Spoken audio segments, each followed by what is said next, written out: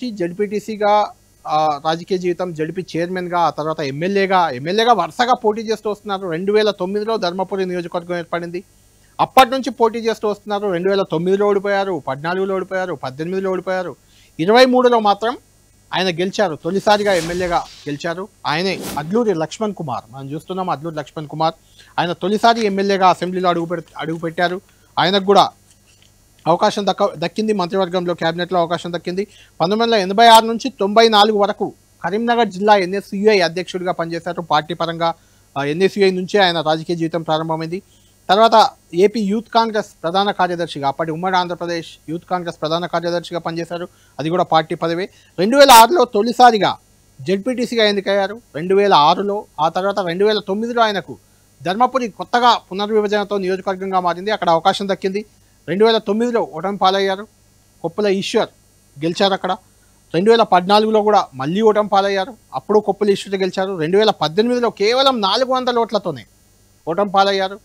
అప్పుడు కొప్పుల ఈశ్వర్ మళ్ళీ గెలిచారు. ఆయన మంత్రిగా కూడా గత కేసీఆర్ క్యాబినెట్లో మంత్రిగా ఉన్నారు. అంటే ధర్మపురి నియోజకవర్గానికి కంటిన్యూగా రెండోసారి మంత్రి పదవి దక్కినట్లు మనం చెప్పొచ్చు. ఇంతకుముందు కొప్పుల ఈశ్వర్ అక్కడ ఎమ్మెల్యే మంత్రిగా ఉంటే, ఇప్పుడు ధర్మపురి నియోజకవర్గానికి చెందిన ఎమ్మెల్యే అడ్లూరి లక్ష్మణ్ కుమార్ మంత్రి అయ్యారు. అంటే ధర్మపురిని మంత్రి పదవి వరించింది అని మనం చెప్పుకోవచ్చు. అయితే ఈ ముగ్గురు కూడా వివేక్ కానీ, అడ్లూరి లక్ష్మణ్ కుమార్ కానీ, అడ్లూరి లక్ష్మణ్ కుమార్కు మాదిగ సామాజిక వర్గం అనేది ఖచ్చితంగా ఫెచ్చింగ్ అయింది. అది మా ఎస్సీ మాల కింద వివేక్ ఇచ్చినప్పుడు మాదిగకు కూడా ఇవ్వాలి కాబట్టి అడ్లూరి లక్ష్మణ్ కుమార్కి అవకాశం దక్కింది. అడ్లూరి లక్ష్మణ్ కుమార్ మాదిగ సామాజిక వర్గం నుంచి నేతగా ఉన్నారు. ధర్మపురి నియోజకవర్గం జగిత్యాల, అంటే చిన్న జిల్లాలు ఏర్పడ్డ తర్వాత జగిత్యాల జిల్లాకు అది అడ్లూరి లక్ష్మణ్ కుమార్ ఉంటారు. ఇక్కడ కవ్వంపల్లి సత్యనారాయణ సీఎం రేవంత్ రెడ్డి ఛాయిస్గా చెప్పారు. నిన్న రాత్రి ఆయన పేరే ఖరారైందని చెప్పారు. ఆయన మానకొండూరు ఎమ్మెల్యే.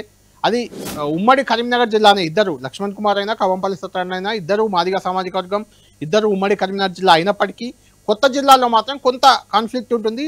జగిత్యాల జిల్లాకు చెందిన నాయకుడిగా అడ్లూరి లక్ష్మణ్ కుమార్ ఉంటారు. కరీంనగర్ జిల్లాకు ఆల్రెడీ పొన్నం ప్రభాకర్ ఉన్నారు. ఆయన కరీంనగర్, సిద్దిపేట, హుస్నాబాద్ 2 జిల్లాల పరిధిలో ఉంది కాబట్టి కరీంనగర్, సిద్దిపేట జిల్లాల పరిధిలో ఉన్న పొన్నం ప్రభాకర్ ఆల్రెడీ ఉన్నారు కాబట్టి అక్కడ కవ్వంపల్లి సత్యనారాయణ పక్క నియోజకవర్గమే. హుస్నాబాద్, మానకొండ 2 పక్కన ఉంటాయి. ఆ ఈక్వేషన్లో కవ్వంపల్లి సత్యనారాయణకు అదృష్టం వరించలేదు. ఆ అదృష్టం అడ్లూరి లక్ష్మణ్ కుమార్కి దక్కిందని మనం చెప్పుకోవచ్చు. మొత్తానికి ఈ సోషల్ ఇంజనీరింగ్ అనేది చాలా ఇంట్రెస్టింగ్గా మారింది.